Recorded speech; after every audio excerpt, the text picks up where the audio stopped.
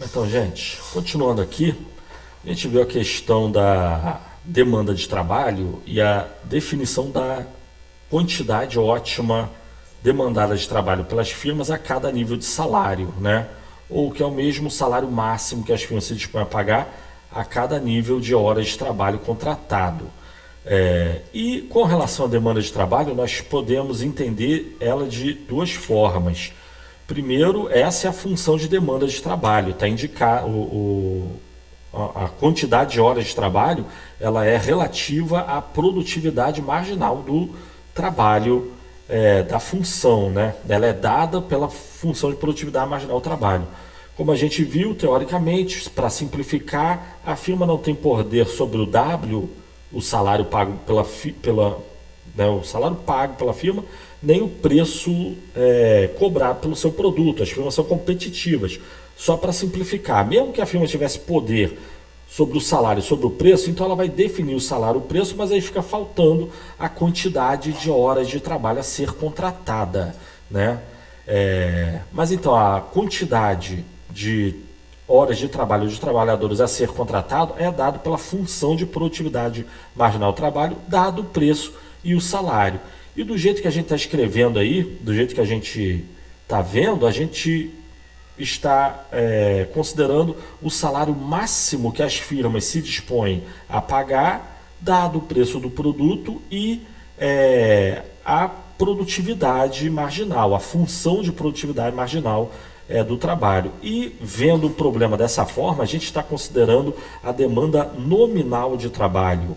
O que é a demanda nominal de trabalho? É o salário nominal, a quantidade de dinheiro que a firma se dispõe a pagar a cada trabalhador, né? Que é o valor que a gente viu aí no vídeo passado, né? W igual a 100. 100 cruzeiros, 100 dólares, 100 euros. Esse é o salário nominal, é a quantidade de dinheiro que a firma se dispõe a pagar no máximo a seus trabalhadores, né? Ela pode pagar menos, mas no máximo é esse valor aí. Que valor? É o preço do produto vezes a produtividade na margem dos trabalhadores, tá? Mas, então, quando a gente fala em demanda nominal, é isso que a gente está falando. A quantidade de dinheiro que a firma se dispõe a pagar a seus trabalhadores. Mas se não fosse quantidade de dinheiro, o que seria? A gente pode considerar a demanda de trabalho em termos de poder de compra. E como que a gente faria isso? É só dividir a nossa função ali de demanda nominal de trabalho pelo preço de ambos os lados. A gente passa a ter uma função como essa, W sobre P, é o salário nominal, a quantidade de dinheiro paga ao trabalhador, dividido pelo preço do produto, né? Esse valor aí continua sendo representando o salário máximo que a firma se dispõe a pagar. Só que em vez de considerar a quantidade de dinheiro que ela está pagando, a gente vai estar considerando o real poder de compra que é pago ao trabalhador, tá? E esse salário real que é pago ao trabalhador, na ótica da firma, o máximo que ela se dispõe a pagar tem que ser um valor igual à produtividade na margem do trabalhador. E, de novo, essa produtividade é uma função que depende do nível de emprego. Mas então, quando a gente passa a considerar W dividido por P, é o poder de compra que é pago ao trabalhador, a gente então passa a considerar a demanda real de trabalho das firmas, né? Onde o que é considerado não é a quantidade de dinheiro por si só, mas sim a quantidade de dinheiro dividido pelo preço do produto da firma ou o preço médio aí da economia, né? Que esse também é importante, né? A firma, ela está olhando um preço. No mundo real, a firma olha um preço, o preço do seu produto. Mas o trabalhador da firma, ela está olhando os preços dos bens de consumo que ele compra no supermercado. O empregado que trabalha numa fábrica de aço, ele não está olhando o preço do aço, ele está olhando o preço da carne e da cerveja no supermercado. Mas a empresa de aço, ela está olhando o preço do aço. Ela não quer saber o preço da carne e da cerveja no supermercado. Mas aqui, então, primeiro, no mundo real, isso é efetivo, né? A firma está olhando um preço, o trabalhador está olhando outro. Mas aqui na macroeconomia, como a gente está considerando todo mundo junto, e o preço para a gente A gente está considerando a média dos preços, né? Ou então está considerando o produto nacional, e esse produto nacional tem um preço, então acaba que a gente meio que considera aqui que trabalhador e patrão, firmas e empregados olham para o mesmo preço. No mundo real não é assim que funciona. A empresa olha para o preço do produto que ela vende. A Embraer está de olho no preço do avião que ela vende. O mecânico da Embraer não quer saber do preço do avião, ele quer saber do preço das coisas que ele compra, do aluguel, plano de saúde, é isso que ele está olhando, né? Mas tirando o preço macroeconomicamente, tirando o preço médio de tudo, a gente vai considerar que todo mundo está olhando para esse nível de preços, né? Mas enfim, tem esse ponto aqui que é ruim, né? Mas vamos ter que considerar. É o normal de considerar assim macroeconomia e é assim que vamos ter que considerar assim. Mas considerar assim não é de todo absurdo, não. É só você manter em mente que podemos falar de macroeconomia, mas sem perder de vista as diferenças setoriais e regionais aí dentro da economia, né? Mas enfim, a gente pode falar em demanda de trabalho tanto em termos nominais, quantidade de dinheiro, quanto em termos reais, poder de compra que é pago ao trabalhador, tá? E aí, graficamente, a gente tem o que? Se olhar o gráfico, vamos ver a curva de demanda de trabalho. Ela é uma curva, a demanda de trabalho não é uma quantidade, a gente viu isso já na tabela que a gente viu no slide passado, né? A firma pode contratar várias quantidades de trabalhadores, ela pode aumentar ou diminuir. A demanda de trabalho da firma não é uma quantidade fixa. Na verdade, nenhuma demanda na economia é uma quantidade fixa. Qualquer demanda muda a quantidade para mais ou para menos, tá? Dependendo de outros fatores, como por exemplo o preço do produto. No caso aqui a gente está falando de trabalho, então o preço do trabalho é o salário. A gente pode pensar em termos salário real ou nominal. Vamos olhar o gráfico da esquerda primeiro. Ali a gente vai ver a demanda real de trabalho. O que seria a demanda real de trabalho? É o salário real máximo que a firma se dispõe a pagar a cada nível de emprego. De um lado, é uma forma de ver o problema.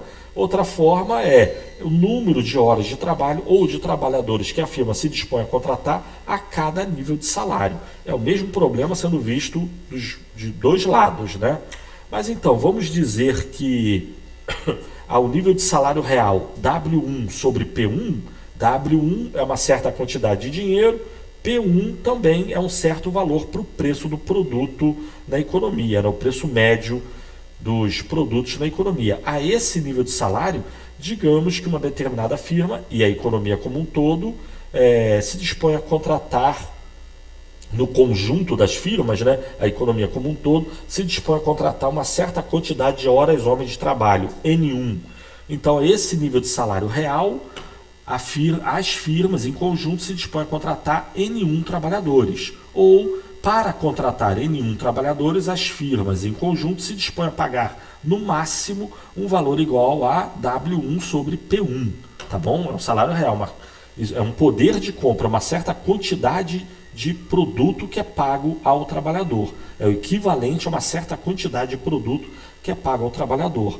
Caso o nível de emprego aumente, ou para que o nível de emprego aumente, é necessário, mantida a função de produção e produtividade, que os salários reais diminuam. Ou, o que é a mesma coisa, se os salários reais diminuírem, as firmas podem contratar mais trabalhadores, né? Então a gente iria para o ponto B, aonde ao nível de salário, digamos, W2 sobre P1, aí no caso os preços se mantiverem inalterados e o salário nominal diminuiu. Poderia ser o contrário também, o salário nominal poderia ficar inalterado, só que os preços subiriam.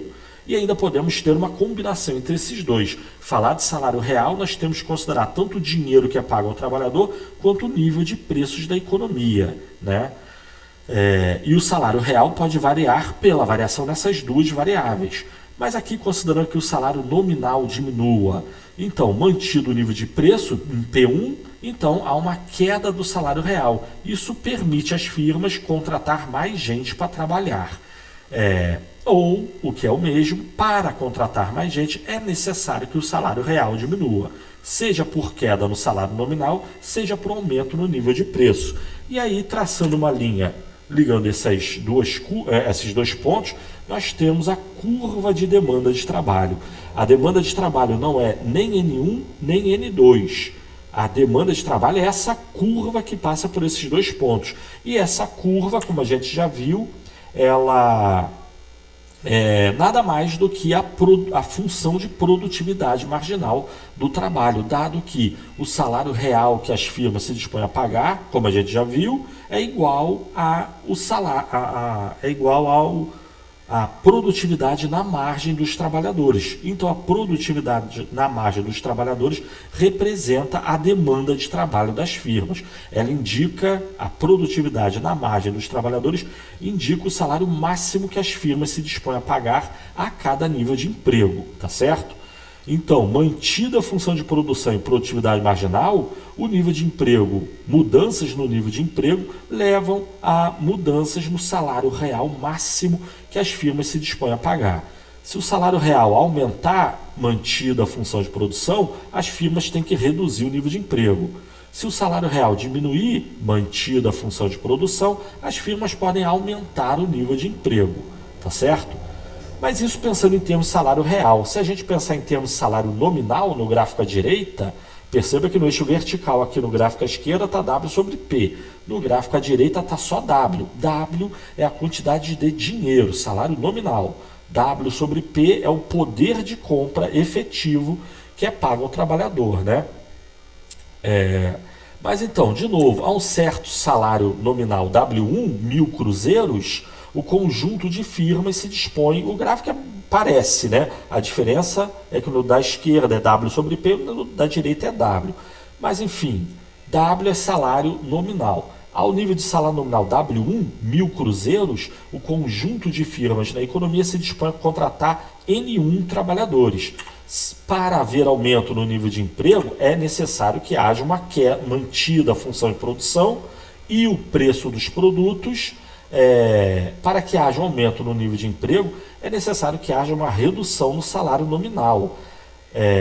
Ou o que é o mesmo, havendo uma redução do salário nominal, é possível que haja um aumento no nível de emprego. Então a gente iria do ponto C para o ponto D. Um salário nominal menor leva a um aumento no nível de emprego. Ou, para que haja aumento no nível de emprego, é necessário que haja uma redução do salário nominal, mantido os preços da economia e mantida a função de produtividade na margem aí da economia também, né, de cada empresa e do conjunto das empresas. Traçando uma linha ligando esses dois pontos, nós temos novamente a curva de demanda nominal de trabalho nesse caso, né? Por que nominal? Porque nessa curva aqui a gente está vendo o salário nominal máximo que as firmas se dispõem a pagar aos trabalhadores. No gráfico à esquerda, a gente está vendo a demanda real de trabalho. Ela indica o salário real máximo que as firmas se dispõem a pagar aos trabalhadores. Mas voltando aqui ao gráfico à direita, a gente tem que o salário nominal é o que a gente já viu. Nada mais é do que o preço vezes a produtividade marginal do trabalho. Mantido o preço e a produtividade, é pegadinha isso? A produtividade não é um valor, a produtividade é uma função que depende do nível de emprego. Por isso que a demanda de trabalho é uma curva. Poucos trabalhadores são muito produtivos. As firmas podem pagar muito salário, tanto nominal quanto real. Muitos trabalhadores tendem a ser pouco produtivos. As firmas, para contratar muito trabalhador, têm que pagar um salário, tanto nominal quanto real, relativamente baixo. Real baixo. O nominal, como a gente vai ver, pode ganhar milhões, mas se trabalhadores ganham milhões de cruzeiros, é porque eles pegam esses cruzeiros, vão no mercado comprar produtos e os preços dos produtos também estão custando fortunas. Então, realmente, eles estão ganhando pouco, né? Não tenho certeza, mas acho que para a maior parte das pessoas o que interessa é o gráfico da esquerda, né? O gráfico da direita é meio enganoso, né? Estou ganhando muito dinheiro, só que meu dinheiro não compra nada. Quando você considera isso, é porque você está querendo considerar o gráfico da esquerda. Eu quero saber o salário real, se eu estou ganhando um grande ou um pequeno poder de compra. É isso que interessa, né? Ganhar milhões, é preferível ganhar R$1.000 do que ganhar 5 milhões de cruzeiros na época que o cruzeiro não valia nada, né? Mas enfim, nós temos aí as curvas de demanda nominal e real. E aí vamos fazer um exemplo numérico, mas aí deixa para o próximo vídeo então. Valeu, tchau.